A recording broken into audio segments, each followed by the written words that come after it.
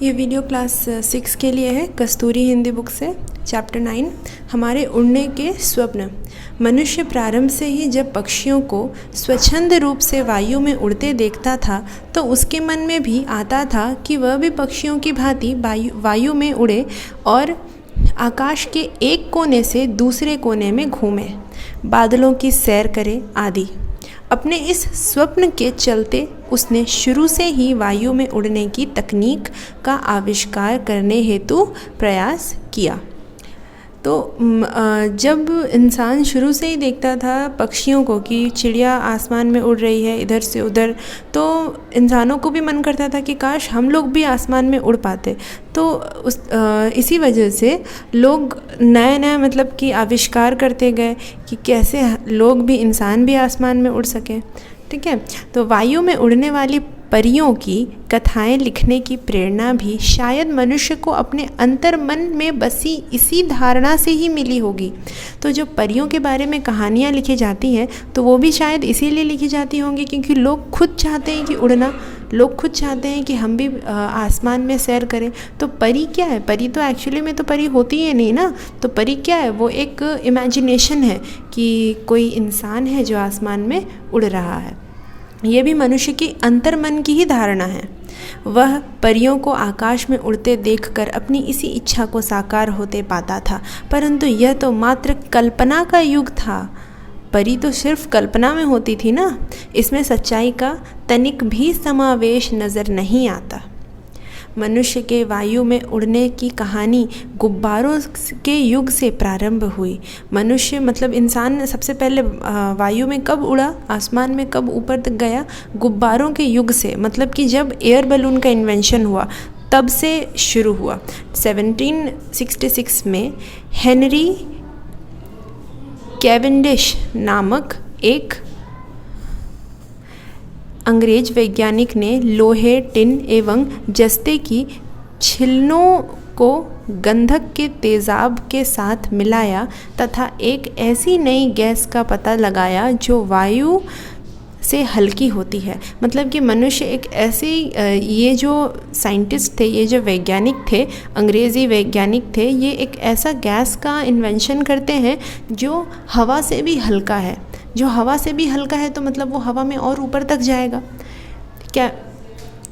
Cavendish ने इसे ज्वलनशील हवा का नाम दिया। ज्वलनशील हवा का नाम दिए कैवेंडिश इस हवा को, इस गैस को। बाद में जिसका नाम फ्रांसीसी रसायन शास्त्री लवाज़िर ने हाइड्रोजन रखा। तो बाद में इसका नाम हाइड्रोजन रखा गया। ठीक है, तो हाइड्रोजन क्या होता है? हाइड्रोजन वो गैस है जो नॉर्मल, मतलब जो हम लोगों के चारों तरफ जो हवा है उससे भी जो हल्का है। उसी युग में फ्रांस में जोसेफ तथा जैक्स मॉन्टगोल्फर नाम के दो भाई थे। वे उड़ने में रुचि रखते थे। कैवेंडिश द्वारा नई गैस की खोज के लगभग 16 वर्ष बाद उन दोनों भाइयों का ध्यान एक दिन अकस्मात चिमनी में से ऊपर जाते हुए धुएं की ओर गया। मतलब दो भाई थे, कहाँ? फ्रांस में। ठीक है, जोसेफ और जैक्स, ये नाम के दो भाई थे। इनको भी उड़ने का बहुत शौक़ था। तो जब ये कैवेंडिश द्वारा मतलब कि इसका आविष्कार किया गया कि एक हाइड्रोजन नाम का एक गैस है जो हवा से भी हल्का होता है, उसके 16 साल के बाद इन लोगों के भी दिमाग में आया कि काश हम लोग भी कुछ ऐसा करें और हम लोग भी उड़ पाएँ, हम लोग भी कुछ ऐसा इन्वेंशन करें कि हाइड्रोजन के हेल्प से हम लोग उड़ पाएँ। ठीक है, तो अचानक चिमनी के ऊपर वो ध्यान देते हैं कि धुआं ऊपर जा रहा है। चिमनी से धुआं ही बाहर निकलता है ना, धुआं ऊपर जा रहा है। वे उसे देखते ही रह गए। उसे देखकर उनके मन में एक विचार आया, यदि धुएं का बादल बनाया जाए तो वह हवा में उड़ेगा। तो उनके दिमाग में ये ख्याल आया कि जिस तरह धुआं हवा में ऊपर की ओर जाता है, उस तरह अगर धुएं का बादल बना लिया जाए तो वो भी ऊपर चला जाएगा। उन्होंने एक हल्का थैला लिया, उसे धुएं से भरा और छोड़ दिया। वह परंतु हवा में तैरने लगा। ठीक है, तो हवा में वो हल्का थैला तैरने लगा। उसे हवा में तैरता देखकर दोनों भाई दंग रह गए। उसके उपरांत उन्होंने अनेक प्रयोग किए। उन्होंने एक बहुत बड़ा कपड़े का थैला बनाया जिसकी परिधि लगभग 110 फुट थी। मतलब कि इतना वो जो छोटा सा थैला में जब वो धुआं भरते हैं, देखते हैं कि आसमान में वो थैला तैर रहा है। कभी ट्राई करके भी देखना तुम लोग। तो वो क्या करते हैं, एक बहुत बड़ा कपड़ा का थैला बनाते हैं वो लोग, ठीक है। तो उसका लंबाई कितना था, 110 फीट था, और वो उसमें वो धुआं को भर देते हैं। तो 1783 में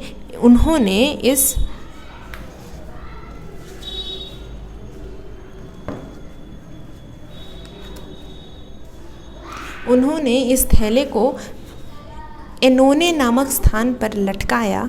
उसके नीचे ऊन तथा घास फूस की आग जलाई। धुएं से भरा हुआ थैला लगभग 6000 फीट की ऊंचाई तक ऊपर गया और लगभग 10 मिनट तक तैरता रहा। मतलब वो लोग क्या किए, सबसे पहले वो धुएं से भरा हुआ थैला वो नीचे ही वो लोग रखे। उसके बाद फिर उसके नीचे घास फूस में आग लगाए। तो आग लगाने से धुआं और बढ़ा, तो वो नीचे का धुआं क्या किया, उस थैले को पुश किया ऊपर जाने के लिए। तो जब ऊपर गया वो थैला जब ऊपर गया तो 6000 फीट के ऊंचाई तक पहुंच गया और लगभग 10 मिनट तक वो आसमान में ही तैरता रहा। जब उसके भीतर की गर्म गैस ठंडी पड़ गई तो वह उस स्थान से लगभग 2 मील दूर एक अन्य स्थान पर उतर गया। तो जब उसके अंदर का हवा धुआं ठंडा पड़ जाता है, गर्म था ना वो धुआं, तो जब ठंडा पड़ गया तो धीरे धीरे वो थैला दूसरे जगह में जा कर के उतर गया। यही मानव द्वारा निर्मित किसी वस्तु की पहली और वास्तविक उड़ान थी। तो पहली बार इंसानों के द्वारा बनाया गया कोई ऐसा चीज़ जो आसमान में उड़ सके, वो पहली बार बनाया गया था। उससे पहले कोई भी चीज़ आसमान में तो उड़ नहीं सकता था। बाद में विज्ञान की फ्रांसीसी रॉयल अकेडमी के सहयोग से इन दोनों भाइयों ने एक और भी बड़ा गुब्बारा बनाया जिसका व्यास 41 फीट था। तो एक बहुत बड़ा गुब्बारा बनाया ये दोनों भाई बाद में। 41 फीट इसका व्यास था, यानी कि डायमीटर उसका कितना था, 41 फीट। यह गुब्बारा 400 से 500 पौंड का भार लेकर वायु में उड़ा। देख रहे हो ये गुब्बारा कितना बड़ा है। तो हवा इसके अंदर चला गया ना, यहाँ पे गरम मतलब कि आग जलता है तो धुआं धीरे धीरे इसके अंदर भरता है, और धुआं इसके अंदर भर जाता है तो धुआं तो हल्का होता है, आसमान में ये उड़ने लगता है। 400 से 500, और एयर का भी तो वेट होता है ना, तुम लोग पढ़े होगे साइंस में, एयर ऑल्सो हैज़ वेट। तो हवा के भार से 400 से 500 पौंड का भार का वो वायु लेकर आसमान में ऊपर उड़ गया। इस गुब्बारे ने साबित कर दिया कि गुब्बारे की मदद से मनुष्य हवा में उड़ सकता है। 19 सितंबर 1783 को एक नया गुब्बारा अपने प्रथम यात्रियों को लेकर हवा में उड़ा। मतलब अब ये इतना बड़ा गुब्बारा था कि अब इसमें यात्रियों को बैठाया गया। मतलब नीचे ये जो बॉक्स होता है ना, इसमें लोगों को बैठाया जाता है। तो पहली बार यात्रियों को, इंसानों को उसमें चढ़ाया गया। ठीक है, ये डेट याद रखना है कब। इनमें एक बतख, एक मुर्गा तथा एक भेड़ सम्मिलित था। अच्छा, इंसान उसमें नहीं थे, यात्री यानी पैसेंजर तो थे। तो पैसेंजर सबसे पहले जानवरों पे ये टेस्ट किया गया, एक बतख, एक मुर्गा और एक भेड़। तीनों यात्री सकुशल धरती पर वापस आ गए। फिर धीरे धीरे जैसे जैसे गैस ख़त्म होते जाता है, ख़त्म क्या, वो धुआं ठंडा होते जाता है, तो ये गैस बलून नीचे आता है। ठीक है, तो नीचे वापस सकुशल वो लोग थोड़ी देर के बाद धरती पर आ गए। इस घटना को 1 महीना भी नहीं हुआ था कि दुनिया के प्रथम यात्री यानी मनुष्य ने वायु में उड़ान भरी। उसका नाम ज्या फ्रैंकवास फिलेत्रे द रोजिए था। थोड़ा टफ नेम है।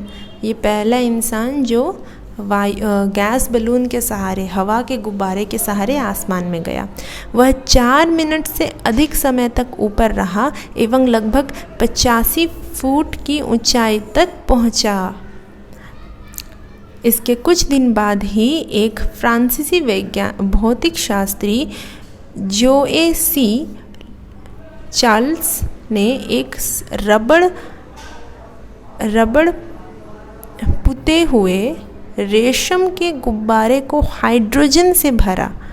अच्छा, रेशम का गुब्बारा था लेकिन बाहर में रबर का इस्तेमाल किया गया था और उसके अंदर कौन सा गैस डाला गया? Hydrogen gas. मतलब अब धुआं नहीं डाला गया, हाइड्रोजन गैस डाला गया।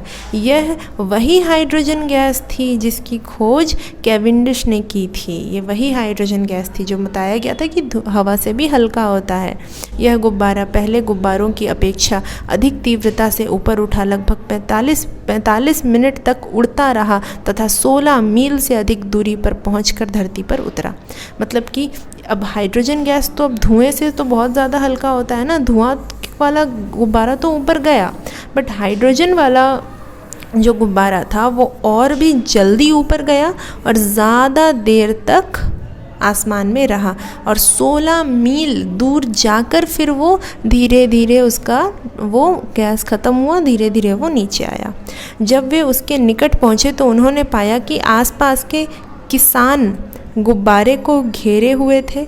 उन्होंने इसे दैत्य समझ लिया था और अपनी खेती के काम आने वाले बड़े औजार से उसे मार डालने का प्रयास कर रहे थे। मतलब कि ये तो पहली बार उड़ाया गया था ना ऐसा गुब्बारा, तो जहाँ 16 मील दूर जाकर ये गुब्बारा नीचे आया। पहले वाला धुएं वाले गुब्बारे में क्या हो रहा था कि धुएं वाले गुब्बारे में जैसे धुआं ठंडा हुआ तो वैसे ही आसपास में ही मतलब कि वो नीचे आ जा रहा था।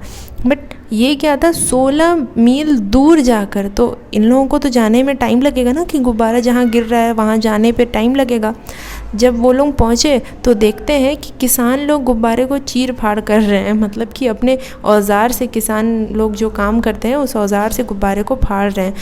किसानों को तो पता नहीं था ना कि ये क्या चीज़ है, अभी तो दुनिया के सामने आया नहीं था ये, तो किसान डर गए कि ये कोई बहुत बड़ा मॉन्स्टर है, दैत्य है जो हमारे खेती को ख़त्म कर देगा, तो इसीलिए फाड़ना स्टार्ट करो, तो बर्बाद कर दिए उसको। ये हाइड्रोजन से भरे गुब्बारे उस समय काफ़ी दिनों तक चार्लियर कहलाते थे। ठीक है, चार्लियर कहा जाता था उनको पहले, क्योंकि हाइड्रोजन धुएं एवं हवा की तुलना में बहुत हल्की होती है, इसीलिए ये गुब्बारे तेज़ी से ऊपर उठते हैं। ठीक है, इसीलिए गुब्बारे तेज़ी से उठते हैं क्योंकि हाइड्रोजन हवा की तुलना में बहुत हल्की होती है। लगभग 3.5 फुट व्यास वाले गुब्बारे में भरी जाने वाली हवा एक बोझ हवा का बोझ 8 पौंड होता है, किंतु इसमें भरी जाने वाली हाइड्रोजन का भार मात्र आधे पौंड होता है। मतलब कि मतलब यहाँ पे ये बताया जा रहा है कि 3.5 फीट व्यास वाले गुब्बारे में 3.5 फीट डायमीटर वाले 3.5 फीट रेडियस वाले गुब्बारे में अगर हवा भरा जाए तो पूरे गुब्बारे के साथ उसका वज़न होगा 8 पाउंड। ठीक है, लेकिन 8 पाउंड मतलब 800 ग्राम जैसा समझो, लेकिन अगर सिर्फ उसके गैस का वज़न किया जाए तो वो सिर्फ आधे पाउंड का ही होगा। मतलब वो गुब्बारे को लेकर उसका हवा ज़्यादा हो जाता है। 9 जनवरी 1793 में अमेरिका में पहली गुब्बारा उड़ान भरी गई। इस उड़ान को साकारा रूप फ्रैंकवा ब्लैकार्ड ने दिया। ठीक है, 1785 में उन्होंने सर्वाधिक प्रसिद्ध उड़ान भरी थी, जिसमें उन्होंने इंग्लिश चैनल को पार किया था और विश्व की प्रथम और अंतर्राष्ट्रीय हवाई डाक की स्थापना की थी। ठीक है, तो 9 जनवरी में सबसे पहले 1973 में अमेरिका में ये गुब्बारे में बैठ कर के लोग पहला उड़ान भरा गया। उसके बाद फिर 1785 में ये जो फाइनल मतलब इसको पूरे तरीके से कामयाब करने में जिन साइंटिस्ट का नाम था फ्रैंकवा ब्लैकार्ड। ठीक है, तो ये साइंटिस्ट सबसे पहले 1785 में भी पहले ये काम कर चुके थे। उसके बाद ही 1793 में फाइनल ये उड़ान भरा गया। अन्य आरंभिक गुब्बारा उड़ानों में प्रसिद्ध हैं फ्रांसीसी क्रांतिकारी सेना के कैप्टन कूते। उन्होंने युद्ध में काम लाया जाने वाला पहला गुब्बारा उड़ाया था। ठीक है, युद्ध में भी ये मतलब कि लड़ाई के मैदान में भी काम आने वाले ये गुब्बारा उड़ाया गया था। 1794 में फ्लूरस के युद्ध में कैप्टन कूते ने संकेत द्वारा जनरल जुदा की सूचना पहुंचाई थी। मतलब यही गुब्बारा उड़ा करके एक जगह से दूसरे जगह मैसेज पहुंचाया जाता था। जनरल ने इस सूचना का उपयोग किया, युद्ध की बदलती हुई परिस्थिति से लाभ उठाया और विजय पाई। तो मतलब कि एक जगह से दूसरी जगह जब मैसेज पहुंचाया गया, कैप्टन दूसरे जनरल को मैसेज पहुंचाया कि यहाँ पे इस चीज़ का ज़रूरत है या यहाँ ऐसी लड़ाई हो रही है या वहाँ पर भी ऐसी होने वाली है। तो जब कैप्टन को पता चल गया ये गुब्बारे के ज़रिए, तो वो जीत गए। उसके बाद फिर उस सिचुएशन को वो कंट्रोल कर सके। पहला वायुपोत यानी कि वायुयान। पहला वायुयान कब बना, कैसे बना? प्लेन नहीं था पहला वायुयान। ठीक है, जो हम लोग आज देखते हैं ना प्लेन जिसमें विंग्स होता है, पहले वो विंग्स वाला प्लेन नहीं था। मोंटगोल्फर बंधुओं के गुब्बारे की पहली उड़ान के लगभग 70 वर्ष बाद 1852 में एक फ्रांसीसी इंजीनियर हेनरी जिफोर्ड ने पहला सफल वायुपोत बनाया। इसकी आकृति सिगार के समान थी और यह 143 फुट लंबा था। मतलब कि ये पहला वायुयान कब बना था?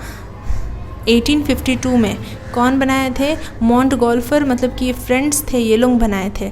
ठीक है, और इसकी जो आकृति थी ये सिगार के तरह थी और ये 143 फीट लंबा था। इसमें 3 हॉर्स पावर का एक भाप का इंजन लगा हुआ था। वो ऑब्वियसली बिना भाप का, बिना गैस का तो ये ऊपर उड़ नहीं पाएगा, तो भाप के लिए इंजन लगा हुआ था। ये प्रोपेलर टोकरी से जुड़ा हुआ था। क्योंकि इसकी चाल बहुत कम थी, इसीलिए तेज़ हवा इस वायुपोत को पीछे फेंक देती थी। मतलब कि इतना धीरे धीरे ये आगे बढ़ रहा था ना, जब हवा चलता था तो ये पीछे फेंका जाता था। वह प्रथम वायुपोत जिसे ठीक तरह से नियंत्रित कर अपनी इच्छानुसार उड़ाया जा सकता था, एयरशिप नंबर 1 था। ठीक है, इसको अपने इच्छा के अनुसार, मतलब कि इसमें इंजन्स भी फिट थे कि इसको किस तरफ मोड़ना है, इसको कैसे नीचे ज़मीन पर उतारना है। ठीक है, तो ये अपने इच्छा अनुसार उड़ाया जाने वाला पहला वायुयान था। इसका नाम था एयरशिप नंबर 1। इसे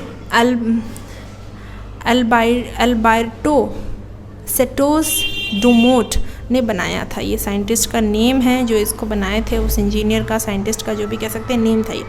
यह व्यक्ति एक ब्राज़ीली लखपति था जो फ्रांस में निवास करता था। उन्होंने अपने वायुपोत को पेरिस में एफिल टावर के चारों ओर उड़ाया। पहले पेरिस के आईफिल टावर के चारों ओर उड़ा करके टेस्ट किए कि ये सफल है या नहीं।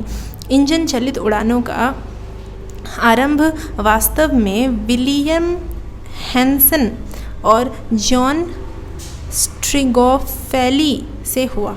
ठीक है, इंजन को स्टार्ट करने का काम इन्होंने किया। इन दोनों अंग्रेज़ों ने कैली के सिद्धांतों का उपयोग किया था। 1842 में एक हवाई भाप गाड़ी का नक्शा बनाया। उनके बहुत से विचार व्यवहारिक थे, पर वे अपने समय से आगे के थे। उस समय कोई ऐसा इंजन नहीं था जिससे काम चल सकता था। तो ये भाप गाड़ी वाला कोई सिस्टम वैसा नहीं था। वो लोग पहले ऐसा सोचे थे कि शायद ऐसा बन पाएगा, बट वो सिर्फ एक काल्पनिक था। जैसे कि आज हम लोग रोबोट का सोचते हैं कि बन पाएगा रोबोट, तो अभी भी एक काल्पनिक ही है। कोई रोबोट जो अपने मर्ज़ी से, अब डोरेमोन जैसा रोबोट है ना, वो अपने मर्ज़ी से काम करता है, नहीं करता है, तो ऐसा ये सिर्फ अभी हम लोग के कल्पना में ही है, इमेजिनेशन में ही ये अभी नहीं हुआ है। उसी तरह से ये वो उस वक्त इमेजिनेशन में था, वो भाप गाड़ी।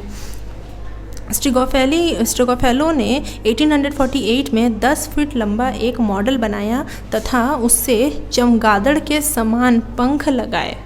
ठीक है, इसमें एक इंजन भी लगाया। इस इंजन का बोझ 9 पाउंड से कम था और 2 प्रोपेलरों को घुमाता था। मतलब ये इंजन का बोझ, वजन इतना था और 2 प्रोपेलर्स को ये घुमाता था। प्रोपेलर यानी कि ये जो चक्री होता है ना पीछे, इसको प्रोपेलर कहते हैं। इससे छोटी सधी हुई उड़ानें भरी गई। छोटी छोटी पहले उड़ानें भरी गई, टेस्ट ड्राइव हुआ, सही है कि सही से चल रहा है या एक्सीडेंट हो जाएगा। यह एक नमूना मात्र था, पर इसकी उड़ानें वास्तविक इंजन चलित उड़ानें थीं। मतलब सचमुच भी ये इतना अच्छा था कि इंजन से चल रहा था वो अच्छे से।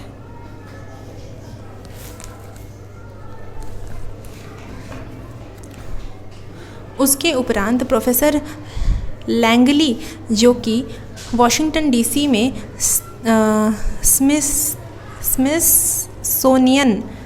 स्मिथसोनियन संस्थान में डॉक्टरेट के पद पर कार्य थे, उन्होंने एयरड्रोम नामक विमान बनाया, जिसे 7 नवंबर 1903 को उड़ाने के लिए प्रयास किया गया, परंतु दुर्भाग्यवश वह इसे उड़ान में असफल रहा। मतलब पहले उड़ान में ही ये असफल रहा, परंतु इससे ठीक 2 महीने बाद 17 नवंबर 1903 को उत्तरी कैरोलिना में किट्टी हॉक नामक स्थान पर राइट बंधुओं ने सफल उड़ान भरी। राइट ब्रदर्स जो थे ना, तो वो सबसे पहले तो प्लेन्स जो लोग उड़ाए तो वो असफल हो गए पहले ही उड़ान में। उसके बाद फिर राइट ब्रदर्स जो थे, राइट बंधुओं ने, 2 भाई थे एक्चुअली ये, तो ये लोग प्लेन्स बनाते हैं और उड़ाते हैं ये लोग।